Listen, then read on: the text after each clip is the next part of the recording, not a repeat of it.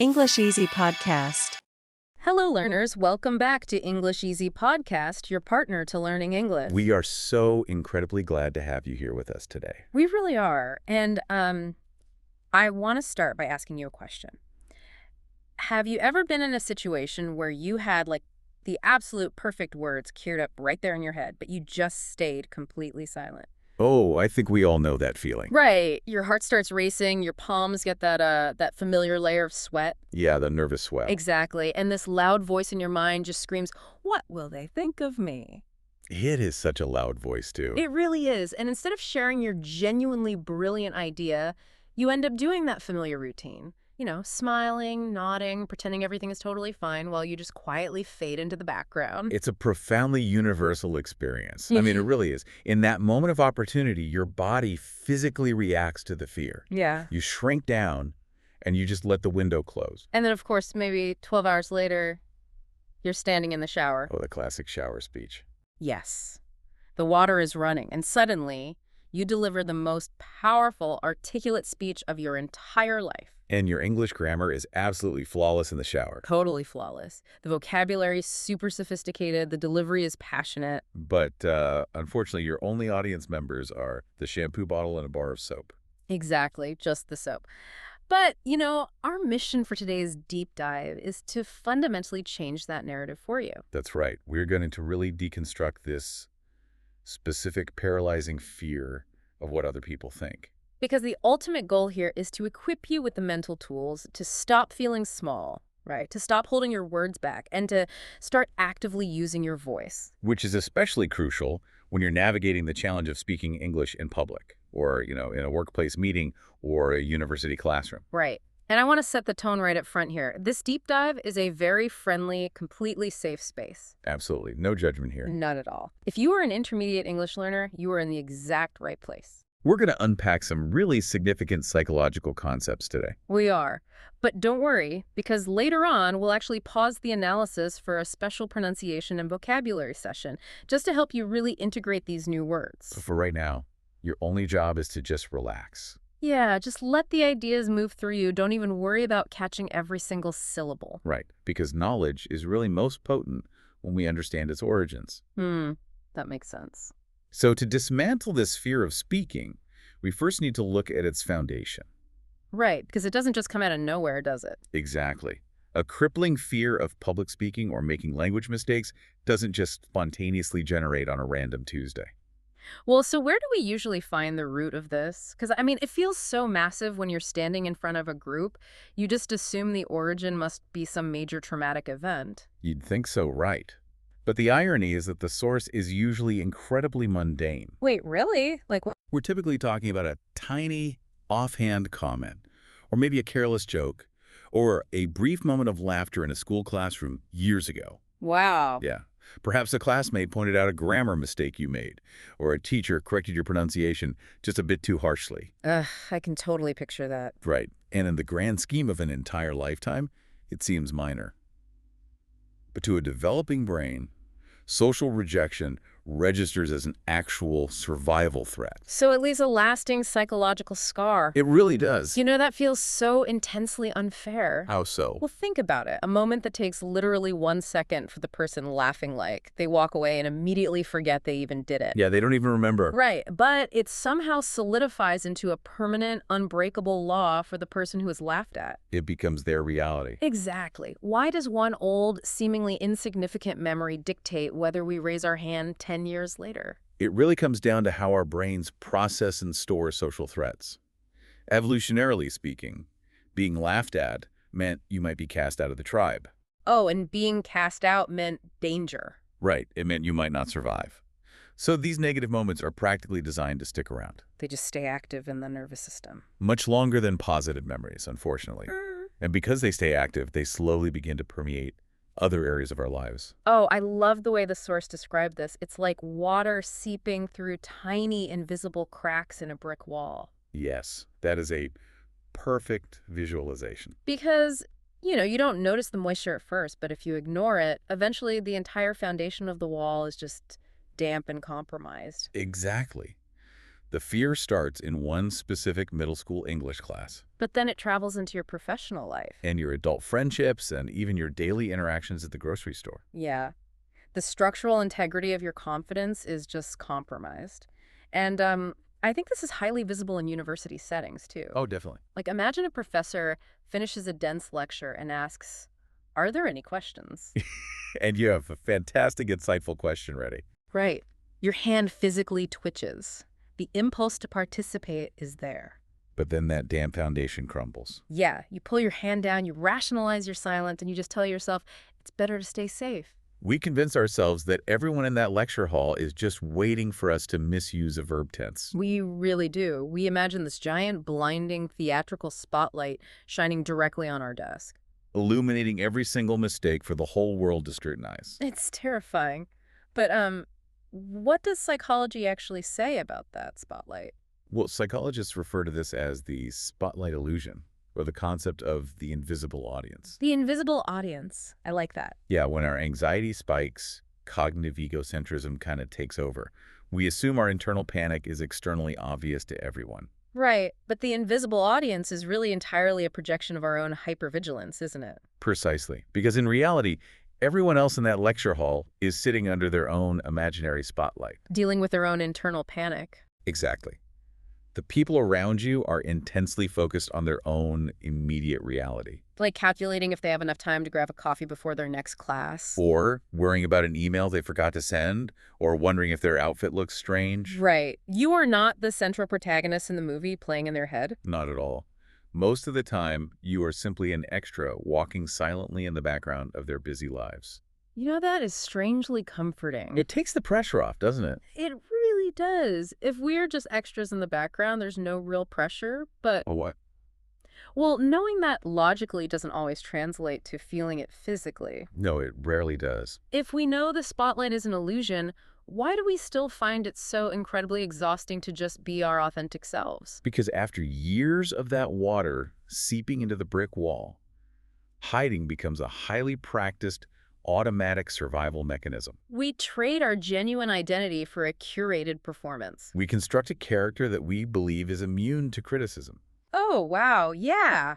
We become the easygoing person who never disagrees. Oh, the funny guy who deflects everything with a joke? Exactly. We agree to take on extra work when we are already totally overwhelmed, saying yes when every fiber of our being desperately wants to say no. Solely to avoid the slight possibility of someone judging us. But, let me push back on this a little bit. Sure, go ahead.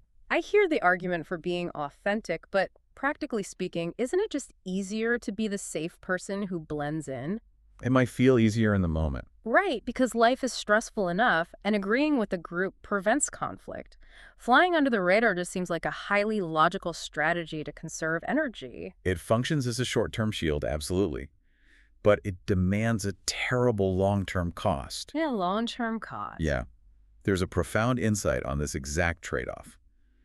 When you consistently walk on eggshells to protect everyone else's feelings, you inevitably step on your own heart. Oh, when you walk on eggshells, you step on your own heart. That imagery is really striking. It is, isn't it? By constantly filtering your opinions and suppressing your true voice, you create a fundamental disconnect with yourself. You're tiptoeing to avoid making noise, but the sharp edges are cutting into your own bare feet. You succeed in protecting others from minor, fleeting discomfort, but you inflict profound internal damage on your own self-esteem. That makes so much sense. And, for language learners, I think the ultimate form of walking on eggshells is the perfection trap. Oh, the perfection trap is a big one. We constantly tell ourselves, I will finally raise my hand, or I will finally order my coffee in English the moment my grammar is completely flawless. But the flaw in that logic is that fluency is the result of speaking, not the prerequisite. Right. Waiting for linguistic perfection before you open your mouth is the equivalent of standing fully clothed by the side of a pool and declaring, I will finally learn to swim once I have mastered the butterfly stroke in my head. That's hilarious. You cannot learn to swim by reading a textbook on hydrodynamics. You really can't. You only figure out buoyancy when you're actually in the water. So the messy reality of the water is actually the mechanism of progress. Exactly. You have to step in, feel a sudden rush of panic, and just move your arms in an uncoordinated, frantic way. You will inevitably swallow some water. and it will look entirely inelegant to anyone watching. But that struggle is what teaches your muscles how to float. So progress in language, and really in life, mandates that you take action while the fear is still actively coursing through your veins? Yes, you cannot wait for the fear to leave. Okay, so jumping into the messy water makes sense. But brushing off the theory for a moment, let's look at the worst case scenario. Okay, let's go there. What happens when we jump in, we speak up, we try out our English, and someone actually does laugh? Right. Or a coworker actively criticizes our accent? Suddenly, the invisible audience becomes very visible and very mean. That is the pivotal moment. That's where you either retreat to the sidelines or you build resilience. And how do you build that resilience? It requires understanding the vast difference between constructive feedback and psychological projection. Oh, projection. That's a huge concept. It is. Constructive feedback is a teacher correcting a verb tense to help you communicate better. Sure, that's helpful. But social criticism, like mocking an accent or laughing at a misplaced word, is almost always someone throwing their own unhealed negative energy at you. Right. They're taking their internal garbage and just throwing it into your yard. Exactly. When someone criticizes you for attempting something new, it holds a mirror up to their own inaction. Wow. So your courage to speak a second language actually makes them acutely aware of the risks they are too terrified to take in their own lives. Yes, and to alleviate their own discomfort, they try to pull you back down to their level. It's a defense mechanism to make their own stagnation feel safe. Precisely. But, even understanding the psychology behind it, a harsh comment still stings. Of course it does. If someone looks at you and dismissively calls you too sensitive or visibly rolls their eyes at your pronunciation, it feels like a physical blow. It really does hurt. So how do we stop those moments from turning into new permanent scars? We have to consciously and actively reject the gift they're trying to hand us. Reject the gift. How? Well, one highly effective somatic strategy is the physical action of brushing it off. Brushing it off. So you mean integrating the body into the mental process? Yes. The brain can get stuck in a panic loop, just replaying that eye roll over and over. Ugh, I hate that loop. To break it, you imagine that the negative comment is a piece of literal, dirty dust that just landed on your shoulder. Okay. It is sitting there, but it does not belong to you. So you take your physical hand, firmly wipe it off your shoulder, and state internally, this is not my truth. I love that. In fact, I want to invite you, the listener, to try this physical action with us right now, wherever you happen to be. Yes, try with us. Reach your hand up across your chest, touch your opposite shoulder, and picture an old, discouraging comment that has been keeping you quiet. Maybe it's a memory of someone impatiently finishing your sentence for you. Feel the weight of it sitting there. Now, sweep your hand firmly off your shoulder, brushing it away, and claim it. This is not my truth.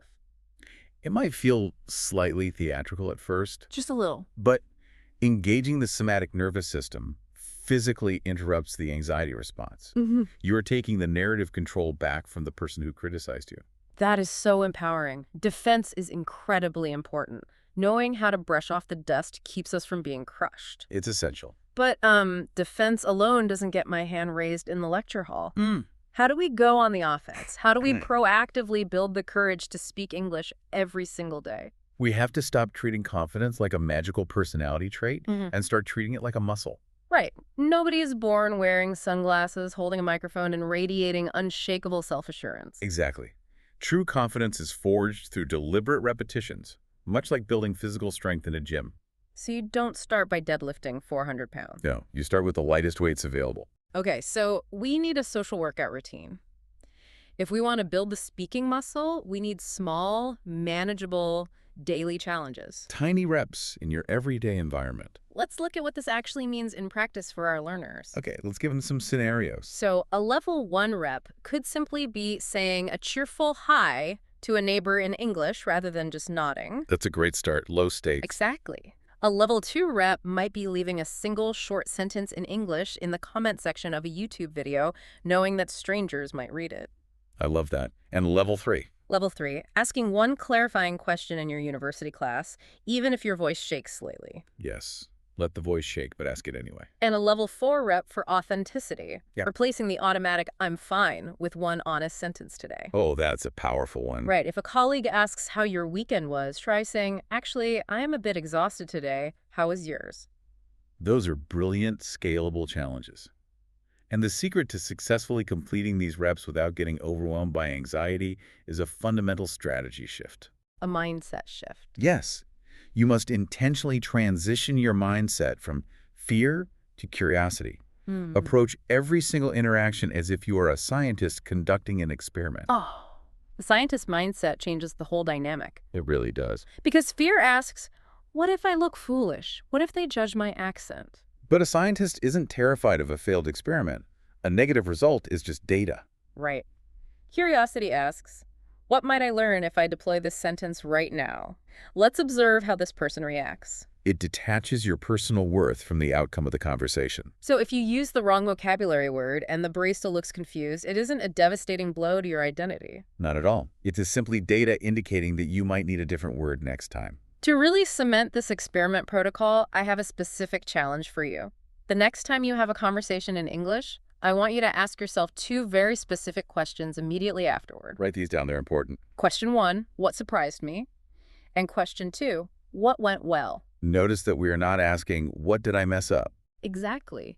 By asking what went well, you literally train your brain's reticular activating system to scan for growth and positive data. Rather than obsessing over an impossible standard of perfection, you are rewiring your neurological focus. It's amazing. And, to ensure you have the precise tools you need to conduct these brave daily experiments, let's transition into our vocabulary review. As promised, we are going to look closely at the language we've used today to describe these emotional states. Yeah, since this is a safe space for intermediate learners, let's kind of freeze frame the conceptual discussion and just analyze the mechanics of the words themselves. Because understanding these phrases gives you the power to articulate your internal experience. Let's start with the imagery we used earlier, linger and seep. Good ones. So to linger means to stay somewhere significantly longer than necessary or expected. Right, like we talked about how an old negative memory will linger in your mind, just refusing to leave even after years have passed. Exactly. And seep refers to a liquid flowing or leaking very slowly through tiny openings. Like the lingering fear that slowly seeps into new, unrelated situations in your life. Dampening your overall confidence. Say them out loud wherever you are listening right now. Linger, seep. Now let's look at the internal reactions. Anxious and freak out. So, feeling anxious is that sustained internal state of high alert and worry.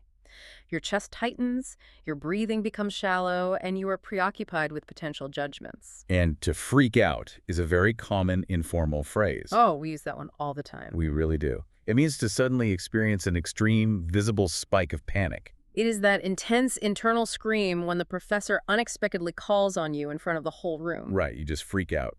Now let's observe the physical manifestations.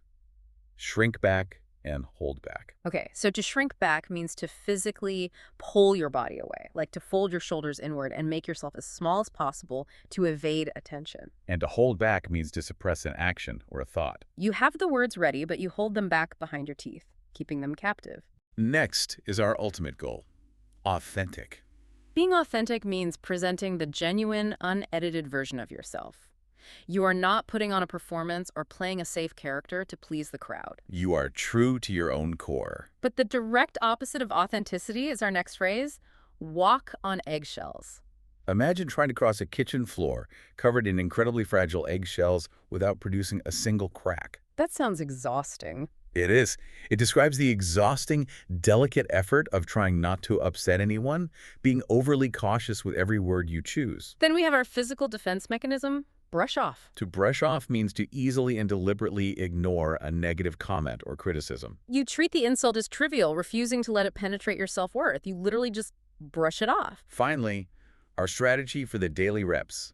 Lean into. To lean into means to purposefully move your energy closer to the discomfort, rather than running away from it. You acknowledge the anxiety, but you lean into the challenge and take action anyway. Okay, let's see how these pieces actually fit together. We are going to run a very short, simulated exchange using these exact phrases. This will demonstrate how native speakers casually weave these concepts into daily discussions about their feelings. Listen closely to the context. I'll start us off. Sounds good. During the team meeting today, the manager asked for suggestions on the new project. I immediately felt incredibly anxious. Oh, I completely understand that reaction. Did your nervous system just start to freak out? Absolutely, the fear from my past mistakes started to seep into my thoughts. My instinct was to shrink back in my seat and just hold back the strategy I'd developed. So you felt the pressure to just walk on eggshells and keep things quiet. Exactly. But then I caught myself. I realized that hiding wasn't being authentic to my skills. I decided to mentally brush off that old fear, lean into the discomfort of the spotlight, and present my strategy anyway. Notice how naturally those phrases articulate a complex emotional journey. Yeah, having this specific vocabulary actually diminishes the power of the anxiety. It really does. Hmm. If you can clearly state, I feel anxious and I have the urge to hold back, you are instantly stepping outside of the emotion. You become the scientist observing the data rather than a victim of the fear. Naming the emotion is the first crucial step in regulating it. So true. So, as we bring this deep dive to a close, let's distill our core mission here today. Let's do it. You do not need absolute mastery of the English language to claim your right to speak. Not at all. Waiting for perfection is a trap designed to keep you silent. All you need to do is collect small, manageable reps of bravery. And when the critics inevitably project their insecurities onto you, physically brush that dust off your shoulder. Brush it off. And above all, treat every single conversation as a curious, low-stakes experiment. I love that. Yeah. And I want to leave you with a final, slightly provocative concept to mull over before we end. Oh, I'm intrigued. What is it? We burn a tremendous amount of energy worrying about this invisible audience. Right? Oh, yeah, constantly. We operate under the assumption that they are harshly judging us, waiting with a magnifying glass for us to stumble. Right. But consider a completely different paradigm. What if that invisible audience isn't waiting for your downfall? Wait, what do you mean? What if they are sitting there just as terrified and anxious as you are? Oh, wow. What if, secretly, they are desperately hoping that you will be the one to speak up, to make a messy, beautifully human mistake so that they can finally feel brave enough to do exactly the same? Oh, that reframes everything. Doesn't it? By leaning into your own fear and speaking with an imperfect accent, you might unintentionally be handing everyone else in that room the permission slip they need to be authentic too. Your courage does not just liberate you. It is highly contagious to the people around you. That is so powerful. So tonight, if you find yourself back in the shower delivering that flawless, impassioned speech to the shampoo bottle, Go ahead and smile. Enjoy the performance. definitely. But then brush off the need for perfection and make a promise to yourself. Tomorrow, take just one imperfect sentence from that beautiful speech and deliver it to a real, living person. We know you have the capacity to do this. Gathering knowledge is the foundation, but application is where your reality actually transforms. Absolutely. We are cheering for you every single step of your language journey. Keep collecting those brave reps, keep stepping into the messy water, and we will be right here waiting for you in our next deep dive. Stay brave out there. See you next time.